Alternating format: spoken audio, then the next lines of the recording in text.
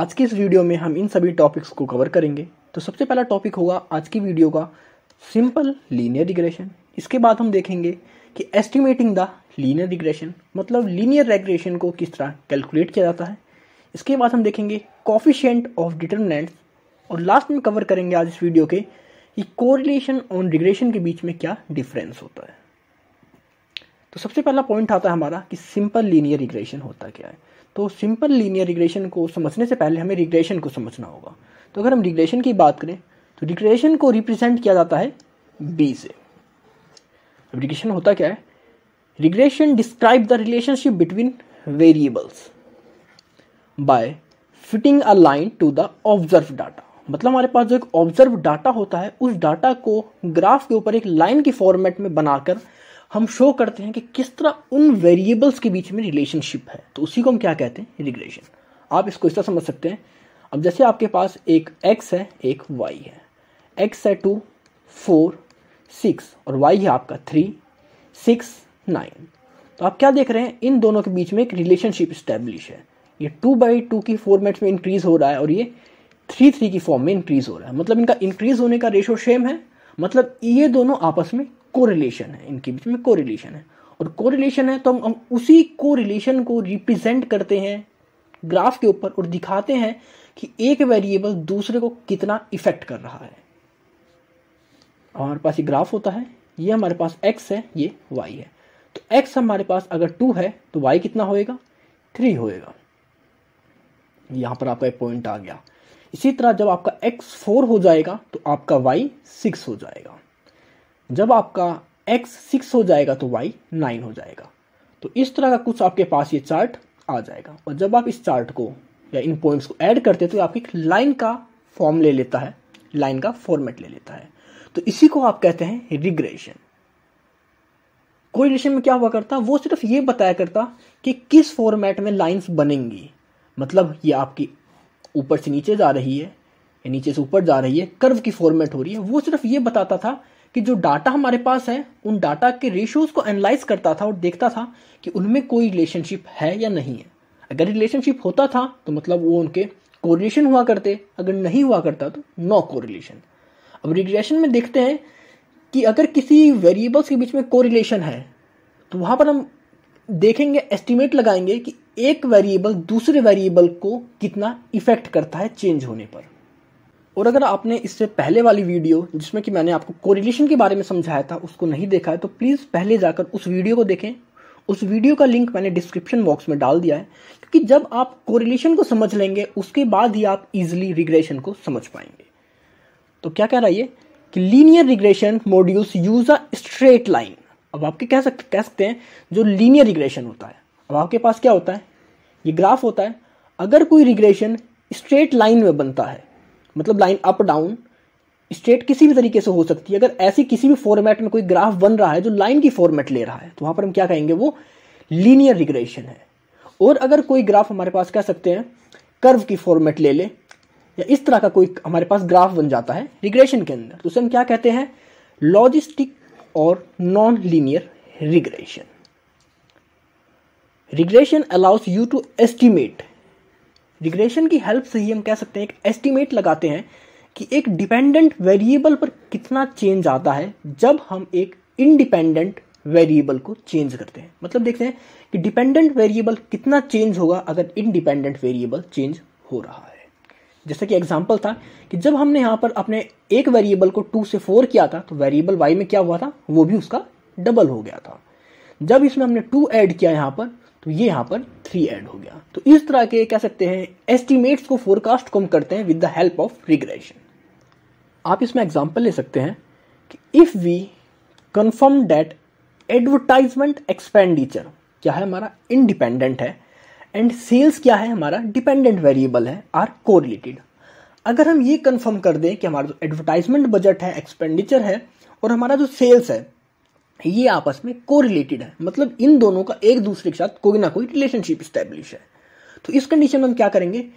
We can predict the required amount of advertising expense for a given amount of sales. तो इस condition में अगर उनका relationship establish है उसके अंदर तो हम यहाँ पर उनके रिलेशनशिप की हेल्प से रिग्रेशन निकालेंगे। रिग्रेशन से हमें क्या पता लगेगा हो सकता है हमने कोई एक फोरकास्ट करनी है सेल्स का, हम सोचते हैं इस साल हमें कि हमें 100 CR की सेल करनी है, तो 100 CR की सेल करने के लिए हमें कितना अमाउंट चाहिए, कितना बजट चाहिए उसके एडवर्टाइजमेंट के लिए, उसका फोरकास्ट हम किसके हेल्प से करेंगे, रिग्रेशन की हेल्प से करेंगे। तो अगर हम इसकी डेफिनेशन की बात करें रिग्रेशन की सिंपल वर्ड्स में, so the statistical method which is used for prediction is called regression analysis. जो भी एक स्टैटिकल मेथड हमारे पास प्रेडिक्शंस लगाने का, कह सकते हैं एक एस्टिमेट लगाने का, एक फोरकास्ट करने का किसी चीज को कि हमें फ्यूचर में कितनी रिक्वायरमेंट होगी जिससे कि हमारी नीड पूरी हो सके, तो उसको हम क्या कहते हैं, regression analysis. And when the relationship between the variables is liner, और जब आपके जो वेरिएबल्स होते हैं उनके बीच में रिलेशनशिप स्टैब्लिश है वो लीनियर फॉर्मेट में हो और वो सिर्फ 2 वेरिएबल्स हो, तो उस कंडीशन में हम क्या कहेंगे, हमारा जो रिग्रेशन है वो सिंपल लीनियर रिग्रेशन। आप इससे समझ सकते हैं 2 वेरिएबल्स की मतलब कैसे, एक x वेरिएबल हो और एक y वेरिएबल हो, सिर्फ 2 वेरिएबल की हम बात करेंगे, और दोनों वेरिएबल कैसे हो, इनका जो चार्ट बने वो ग्राफ कैसा रहे, एक स्ट्रेट लाइन में बने। हो सकती है वो स्ट्रेट लाइन किसी भी फॉर्मेट में हो सकती है, स्ट्रेट लाइन कहीं से ही बन सकती है, लेकिन वो सिर्फ एक स्ट्रेट लाइन में होने चाहिए। तो उस कंडीशन में हम क्या कहेंगे, simple linear regression. I hope आपको रिग्रेशन और सिंपल लीनियर रिग्रेशन का कॉन्सेप्ट क्लियर हो गया। अब इसके बाद हम बात करते हैं कि एस्टिमेटिंग द लीनियर रिग्रेशन, कि लीनियर रिग्रेशन को किस तरह कैलकुलेट किया जाता है। तो हमारे पास 2 तरीके के हमने वेरिएबल्स पढ़े हैं अभी तक, एक होता है x वेरिएबल हमारे पास, दूसरा है y वेरिएबल। अब इन दोनों में से हम एक को तो कहते हैं, कह सकते हैं डिपेंडेंट वेरिएबल, और एक को कहते हैं इंडिपेंडेंट वेरिएबल। इसको आप इससे समझ सकते हैं कि जैसे आप जब आप छोटी क्लासेस में, तो आपके सामने एक फॉर्मूला रहा करता, एक इक्वेशन आया करती, y equal to a plus में सॉरी यहां पर आप a नहीं, आप लेंगे 4 प्लस में 6x। तो इस तरह की इक्वेशन रहा करती। तो आप क्या करते थे, यहां पर x आप जो भी पुट किया करते, हो सकता है अगर मैं x1 पुट कर दूं यहां पर, तुम्हारी क्या इक्वेशन बनेगी, 4 प्लस 6 इक्वल टू 10। तो यहां पर y क्या आ जाएगा, हमारा 10 आ जाएगा। इसी कंडीशन में अगर मैं यहां पर 1 की जगह 2 पुट कर देता हूं, तो हमारी क्या इक्वेशन बन जाएगी, 6 2 12 और 12 4 16। तो यहां पर हमारा जो y होएगा वो 16 हो जाएगा। तो क्या है, y तो हमारा हो जाएगा, कह सकते हैं डिपेंडेंट वेरिएबल, किसके ऊपर डिपेंड है, और x हो जाएगा हमारा इंडिपेंडेंट वेरिएबल। हम x को कुछ भी रख सकते हैं, लेकिन हम x को जैसे ही चेंज करेंगे वो डायरेक्टली इफेक्ट करता है हमारे y के ऊपर। तो 2 वेरिएबल होते हैं, एक डिपेंडेंट वेरिएबल, एक इंडिपेंडेंट वेरिएबल। तो रिग्रेशन हम 2 तरीके से निकालते हैं, regression of y on x। इसका मतलब क्या है कि हमारा यहां पर जो y है वो x के ऊपर डिपेंड है, जैसे कि आपकी ये इक्वेशन थी। इस तरह की फॉर्मेट में आपका जो एक इक्वेशन बनती है, इस फॉर्मेट में आपकी इक्वेशन बनती है y equal to a plus b x.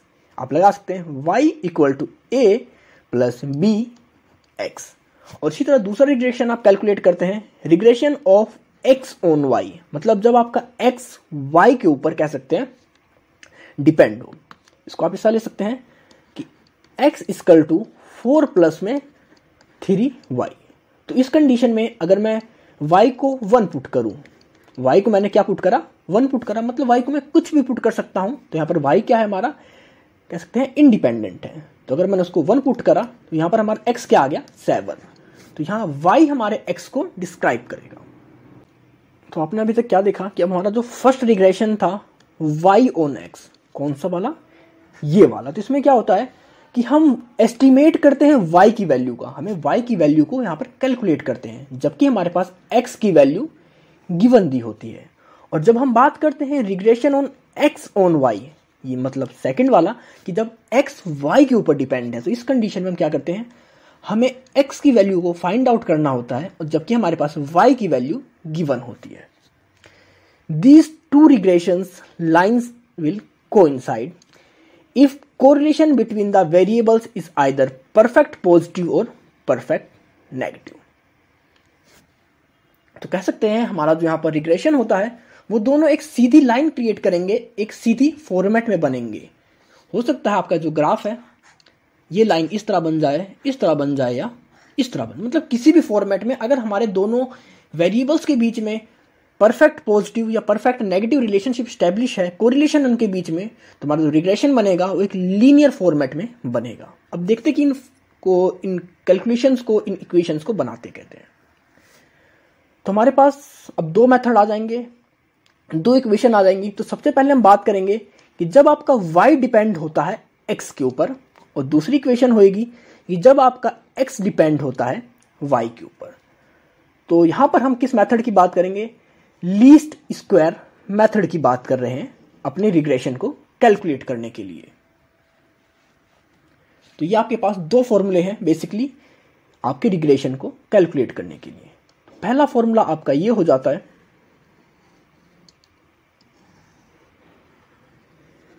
और दूसरा फॉर्मूला आपका ये हो जाता है।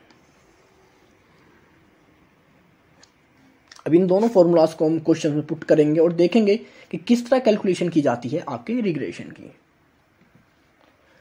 तो सबसे पहले आपके सामने क्वेश्चन है, कुछ इस तरह का क्वेश्चन आता है आपको कि उन्होंने अपने एक्सपेंडिचर को दे रखा है 12 मंथ्स के, first month, second month, third month, fourth, fifth, sixth, 7, 8, 9, 10, 11, 12। अब ये 12 मंथ्स का एक्सपेंडिचर और सेल्स का उन्होंने हमें डाटा प्रोवाइड कर दिया, और उन्होंने ये भी पूछा हमसे कि अगर हम चाहते हैं कि हम 2,50,000 स्पेंड करते हैं एडवर्टाइजमेंट पर, तो उस कंडीशन में हम कितना प्रॉफिट अर्न कर पाएंगे। मतलब वो उन्हें अपनी सेल्स को कैलकुलेट करना है जब वो 2.5 लाख रुपए एक्सपेंड करेंगे अपने एडवर्टाइजिंग के ऊपर। अब हम अपने क्वेश्चन को सोल्व करते हैं। तो सबसे पहले हमारे पास x गिवन होता है, y गिवन होता है। हम x की हेल्प से कह सकते हैं एक्स स्क्वायर, वाई स्क्वायर और एक्स वाई को कैलकुलेट करते हैं, और इनके साथ ही साथ इन सभी के टोटल को भी कैलकुलेट करते हैं। जैसे सिग्मा एक्स कितना टोटल हुआ, सिग्मा वाई कितना टोटल हुआ, sigma x square, sigma y square और सिग्मा एक्स वाई। अब हम देखते हैं कि हमारे पास फॉर्मूला क्या है। तो हमारे पास फॉर्मूला क्या है? ये फॉर्मूला है। अब इस फॉर्मूले के लिए हमें किन किन वैल्यूज की रिक्वायरमेंट है? तो सबसे पहले हमें चाहिए y मीन और x मीन। तो ये कैसे कैलकुलेट करेंगे? y मीन कैसे करते हैं? y का total sum divided by number. तो y का टोटल सम क्या था? 384। 384 डिवाइडेड बाय 12, तो क्या आया यहाँ पर आपका? 32 आ गया। इसी तरह जब आप x को कैलकुलेट करेंगे तो x की टोटल वैल्यू क्या थी हमारे पास? 32.8।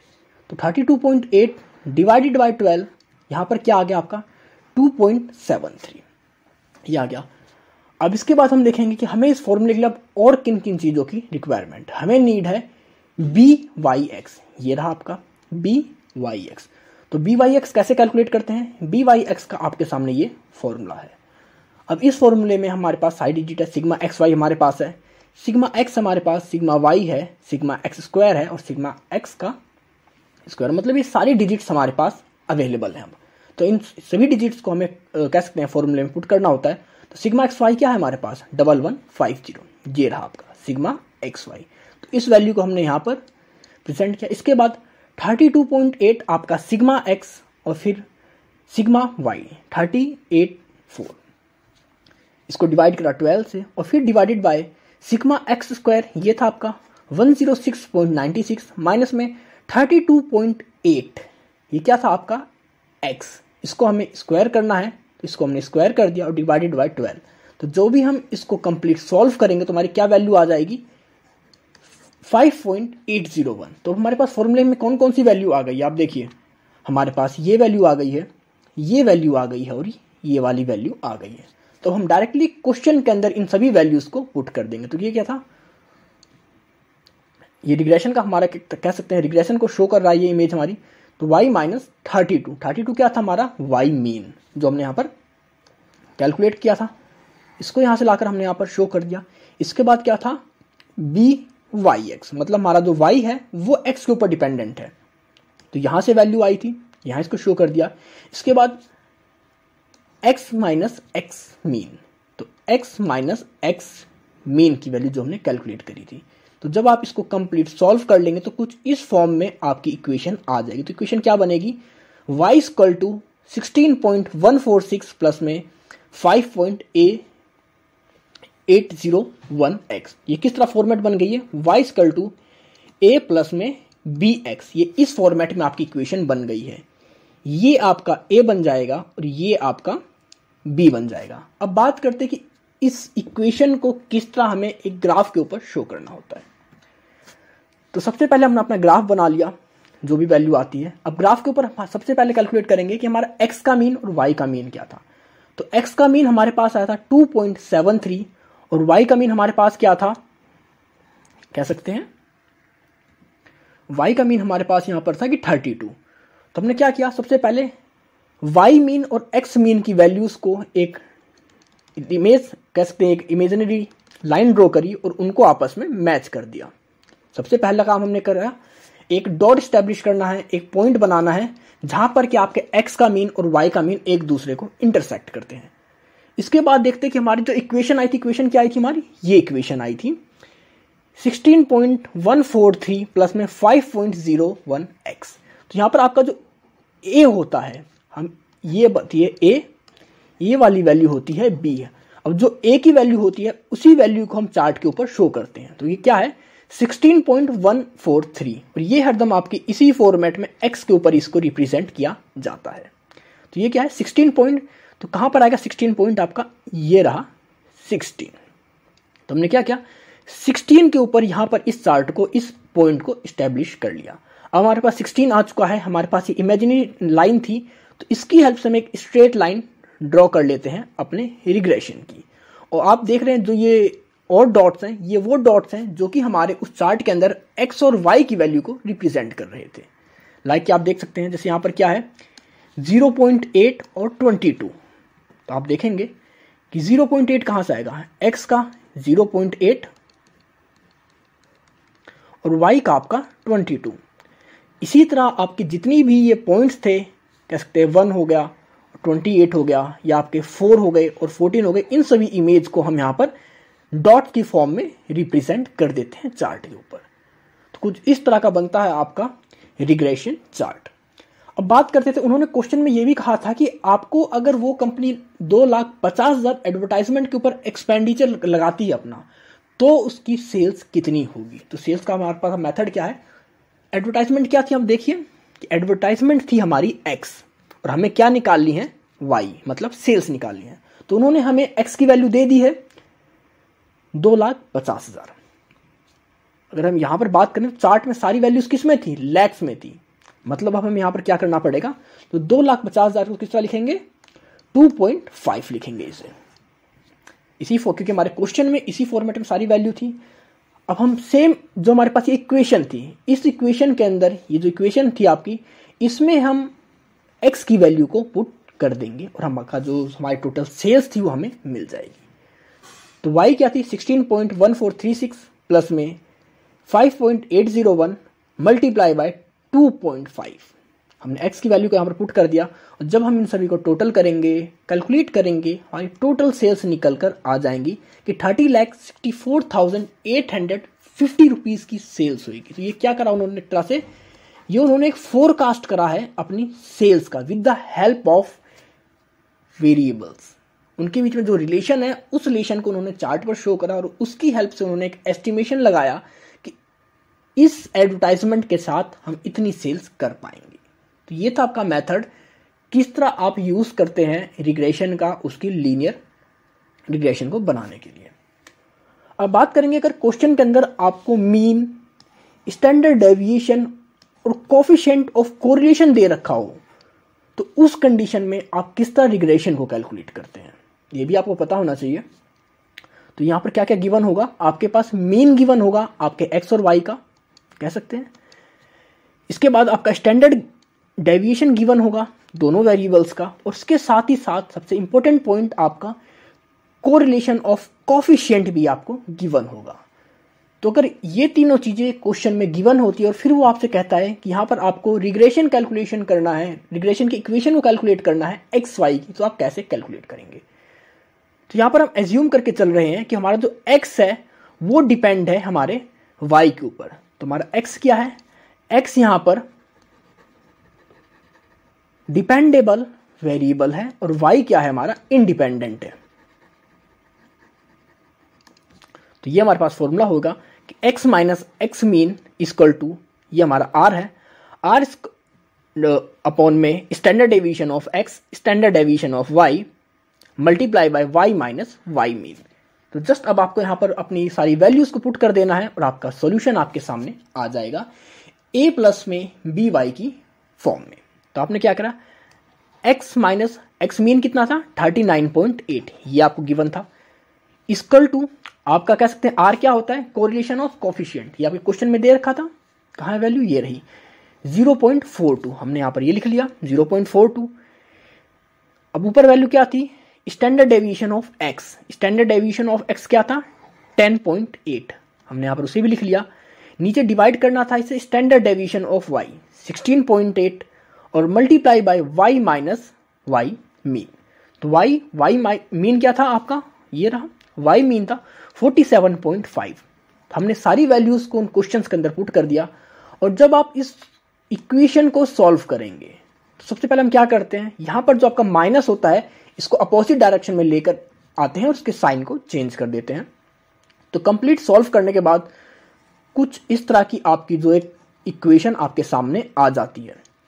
और इसमें a और b क्या होता है, ये आपका a हो जाएगा और ये वाला पार्ट आपका b, क्योंकि y हरदम b के साथ होता है। तो यहाँ पर रिग्रेशन की इक्वेशन क्या बन जाएगी, किस तरह होती है रिग्रेशन की equation, x equal to a plus में बी वाई।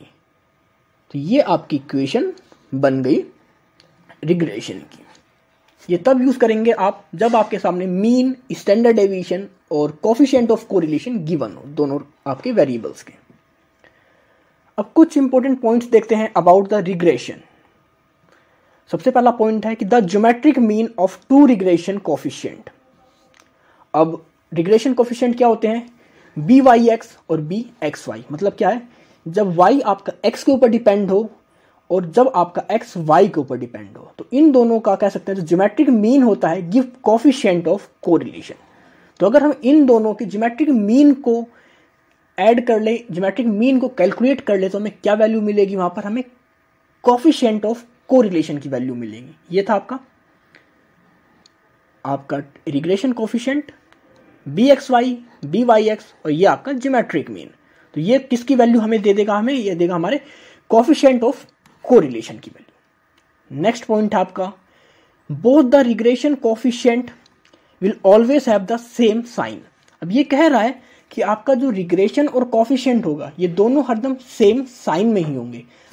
अगर कोई पॉजिटिव है रिग्रेशन तो कोफिशिएंट भी पॉजिटिव होएगा, और रिग्रेशन नेगेटिव है तो कोफिशिएंट भी नेगेटिव होएगा।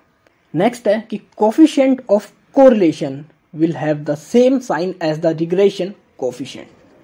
तो कह रहे हैं अगर आपका रिग्रेशन प्लस है तो कोफिशिएंट भी प्लस होएगा, अगर आपका कोफिशिएंट ऑफ कोरिलेशन प्लस है तो आपका रिग्रेशन कोफिशिएंट भी प्लस होएगा। मतलब इनके जो साइंस रहेंगे वो हरदम सेम रहेंगे। क्या कह रहे हैं, मतलब आप ये देखिए कि अगर आपका रिग्रेशन प्लस है तो आपका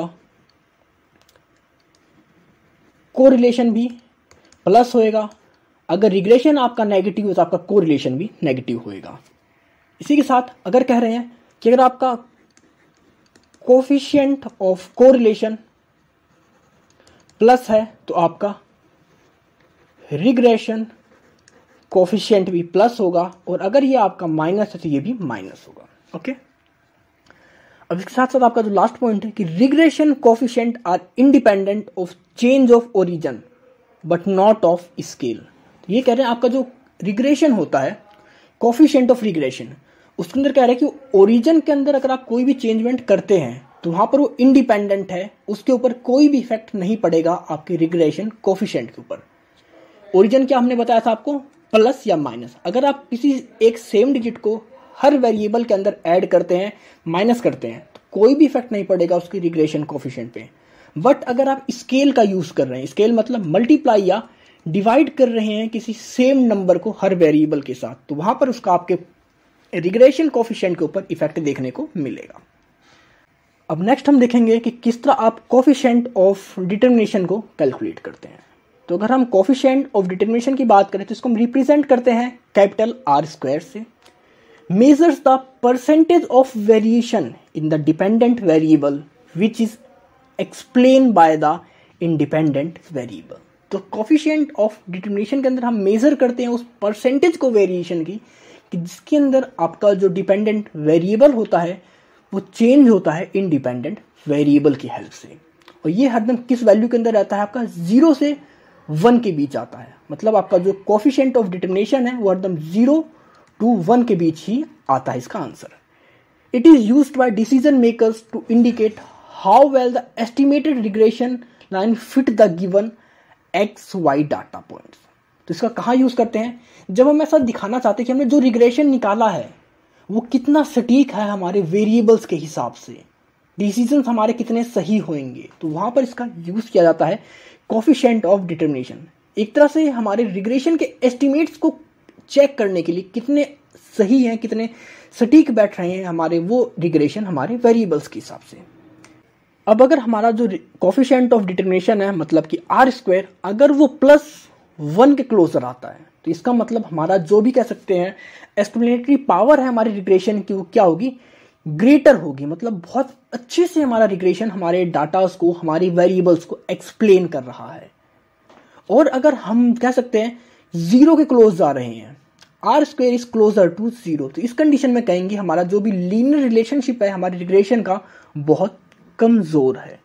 तो अब देखेंगे इसको कैलकुलेट कैसे किया जाता है। तो सबसे पहले आपको पता होना चाहिए कि आपका कोरिलेशन ऑफ कोफिशिएंट क्या होता है, आपका r होता है। और इसका फॉर्मूला क्या है आपका कोफिशिएंट ऑफ डिटर्मिनेशन का, कि capital R equal to small r²। तो r हमारे पास क्या होता है, कोरिलेशन ऑफ कोफिशिएंट। तो आपको क्या करना होता है, कोरिलेशन ऑफ कोफिशिएंट का आपको कुछ नहीं करना है, सिर्फ इस वैल्यू को निकालकर इसका स्क्वायर कर देना होता है। इसका स्क्वायर करते ही आपका जो कह सकते हैं कोफिशिएंट ऑफ डिटर्मिनेशन आ जाता है। तो कोफिशिएंट ऑफ कोरिलेशन में हमारे पास 2 मेथड थे, हमने कोरिलेशन में देखा है। आप वीडियोस में डिस्क्रिप्शन बॉक्स में जाकर कोरिलेशन के पार्ट को देख सकते हैं आसानी से, उसमें किस तरह कैलकुलेट करते हैं हम कोरिलेशन। तो उसके अंदर बेसिकली 2 मेथड हमारे पास होते हैं कोरिलेशन को कैलकुलेट करने के। और इन दोनों मेथड से आप किसी भी फॉर्म से अपने कह सकते हैं कोरिलेशन ऑफ कोफिशिएंट को कैलकुलेट कर सकते हैं और उसके बाद उसका स्क्वायर कर दें। स्क्वायर करते ही वो क्या कहलाता है, आपका कोफिशिएंट ऑफ डिटर्मिनेशन। अब इसके बाद हम बात करेंगे कि क्या डिफरेंस होता है कोरिलेशन और रिग्रेशन में। इन दोनों के डिफरेंस को समझने के लिए आपका इससे पहली वीडियो जो कि आपकी कोरिलेशन के बारे में है उसको देखना बहुत ज़रूरी है। तो प्लीज़ अगर आपने अभी तक उसको नहीं देखा है तो डिस्क्रिप्शन बॉक्स में उसके लिंक पर क्लिक कर आप उस वीडियो को पहले देख लीजिए। तो सबसे पहले हम बात करेंगे कोरिलेशन की। तो कोरिलेशन क्या होता है, are statical measures that explain the existence of which 2 variables are related. तो ये बताता है कि हमारे पास x वेरिएबल है, हमारे पास y वेरिएबल है, इन दोनों में आपस में कोई रिलेशन है या नहीं है, रिलेशन है या नहीं है, ये इस चीज को रिप्रेजेंट करता है। और जबकि हमारा जो रिग्रेशन होता है it is the measure of average relationship between 2 और मोर variables in the terms of original unit of data. अब ये बताता है एक्स वाई में कि कितनी यूनिट उनके अंदर रिलेशनशिप है। अगर हम x को 1 बढ़ा रहे हैं तो y कितना बढ़ेगा, अगर x हमारा 2 है तो y कितना होएगा। तो मतलब एक exact original unit of data हमें प्रोवाइड करता है उनके रिलेशनशिप की, ये होता है regression. Correlation relative major showing association between variables. तो जब आपका कोरिलेशन होता है ये दिखाता है कि दोनों वेरिएबल्स के बीच में क्या रिलेशन है। और आपका जो रिग्रेशन होता है वो एब्सोल्यूट मेजर देता है, आपको एक एग्जैक्ट वैल्यू देता है उनके रिलेशनशिप की। कोरिलेशन से हम क्या करते हैं, कोरिलेशन क्या हुआ करता है, हमारे पास एक ग्राफ रहा करता है, उसमें ये पता लग जाया करता है कि हम किस डायरेक्शन में जा रहे हैं, ऊपर जा रहे हैं, नीचे जा रहे हैं, पॉजिटिव रिलेशन है या नेगेटिव रिलेशन है। हम रिग्रेशन की बात करते हैं तो एस्टिमेट डिपेंडेंसी बिटवीन वेरिएबल्स। तो इसके अंदर हम देखते हैं कि एक वेरिएबल दूसरे के ऊपर कितना डिपेंड है, एस्टिमेट लगाते हैं। जैसे हमारे पास इक्वेशन आ जाती है y = 4 + 3x। तो हमारे पास यहाँ पर x गिवन रहेगा तो हम देखेंगे कि y कितना डिपेंड है हमारे x के ऊपर। अगर x यहाँ पर 1 आता है तो हमारा y 7 हो जाएगा। अगर x यहाँ पर हम 2 रख देते हैं तो y हमारा यहाँ पर 10 हो जाएगा। तो एग्जैक्ट डिपेंडेंसी को कैलकुलेट करता है, एस्टिमेट लगाता है हमारे वेरिएबल्स के बीच में। अब अगर कोरिलेशन की बात करें तो independent of unit of measurement. तो इसकी जो यूनिट ऑफ मेजरमेंट होती है इंडिपेंडेंट होती है, मतलब वो रेशो में हम आपस में उनको कैलकुलेट करते हैं, उनके रिलेशनशिप को स्टैब्लिश करते हैं, देखते हैं। और अगर हम बात करें रिग्रेशन के बारे में तो इसके अंदर जो एक यूनिट ऑफ मेजर है वो एक दूसरे के ऊपर डिपेंड होते हैं। आपका जितना y बढ़ेगा, मतलब जितना कि आप x बढ़ाओगे उतना ही आपका y भी बढ़ेगा। लेकिन कोरिलेशन में क्या होता है, जरूरी नहीं है कि हरदम उनके बीच में कोरिलेशन इस्टेब्लिश हो। तो वो उनकी जो यूनिट होती है वो इंडिपेंडेंट होती है, हम किसी भी यूनिट का यूज कर सकते हैं। नेक्स्ट है independent on choice of origin and scale. तो ये क्या कह रहा है, आप कोरिलेशन के अंदर उनके वेरिएबल्स में चाहे कोई डाटा प्लस करो, चाहे माइनस करो, चाहे मल्टीप्लाई करो या फिर डिवाइड करो, मतलब हर वेरिएबल के अंदर अगर आप कोई भी सेम डिजिट को या तो ऐड कर दो, माइनस कर दो, डिवाइड कर दो या मल्टीप्लाई कर दो, तो वहां पर उनके ऊपर कोई भी चेंज नहीं आएगा उसके कोरिलेशन पर, मतलब क्या आएगा, नो चेंज। लेकिन जब हम बात करते हैं रिग्रेशन की, रिग्रेशन में क्या होता है कि independent on choice of origin. तो कह रहे हैं अगर आप चॉइस ऑफ ओरिजिन, ओरिजिन का मतलब क्या होता है, आप कोई डाटा प्लस या माइनस करें सभी वेरिएबल्स में। तो अगर रिग्रेशन के अंदर आप प्लस या माइनस करते हैं किसी सेम डिजिट को हर वेरिएबल्स के अंदर, उस कंडीशन में आपके जो कह सकते हैं रिग्रेशन है उसके ऊपर नो चेंज रहेगा। लेकिन अगर आप स्केल का यूज कर रहे हैं, चॉइस ऑफ स्केल, तो वहां पर क्या होगा, आप जब मल्टीप्लाई करते हैं किसी डिजिट को या डिवाइड करते हैं, तो यहां पर आपका जो रिग्रेशन होएगा वो चेंज हो जाएगा। इसके बाद हम देखें कोरिलेशन जो क्या है, नोट अ फोरकास्टिंग डिवाइस। कोरिलेशन से सिर्फ हमें ये पता लगता है कि इनके बीच में कोई रिलेशनशिप है, एग्जिस्ट करता है इनके आपस में कोई, लेकिन उस चीज से हम किसी चीज का फोरकास्ट नहीं कर सकते किसी डाटा का। लेकिन रिग्रेशन के अंदर हम फोरकास्ट करने की बात करते हैं, जिसे हमने क्वेश्चन में करा कि हमने उसका रिग्रेशन निकाला और हमने कैलकुलेट करा कि अगर कोई कंपनी अपने कह सकते हैं एडवर्टाइजमेंट के ऊपर 2.5 लाख एक्सपेंस करती है तो कितना प्रॉफिट गेन करेगी, कितनी सेल्स गेन करेगी। तो मतलब वहां पर हम क्या कर रहे हैं, एक फोरकास्ट कर रहे हैं अपने डाटा का, एक एस्टिमेट लगा रहे हैं, एक अंदाजा लगा रहे हैं कि हम इतना अचीव कर लेंगे। या यूं भी कह सकते हैं कि अगर हम इतनी सेल्स अचीव करना चाहते हैं तो उसके लिए हमें कितना एडवर्टाइजमेंट बजट बढ़ाना पड़ेगा। तो ये आपका रिग्रेशन में होता है। कोरिलेशन जो होता है आपका हरदम कह सकते हैं -1 to +1 के बीच में ही रहती है इसकी इक्वेशन। और रिग्रेशन की जो इक्वेशन होती है दो फॉर्म में आती है, एक तो आती है x = a + by और दूसरी इक्वेशन होती है y = a + bx। तो ये आपका कंप्लीट डिफरेंस था कोरिलेशन और रिग्रेशन के बीच। सो आई होप आपको सारे पॉइंट क्लियर हो गए होंगे रिगार्डिंग रिग्रेशन, रिगार्डिंग आपका कोरिलेशन। अगर आपको कोई इशू है, कोई डाउट है, तो आप कमेंट सेक्शन में कमेंट कर मुझसे पूछ सकते हैं। और अब आप मुझे मेरे इंस्टाग्राम और टेलीग्राम पर भी फॉलो कर सकते हैं। तो मिलते हैं जल्दी एक नई वीडियो के साथ, एक नए टॉपिक के साथ। So stay tune, stay connected with score max.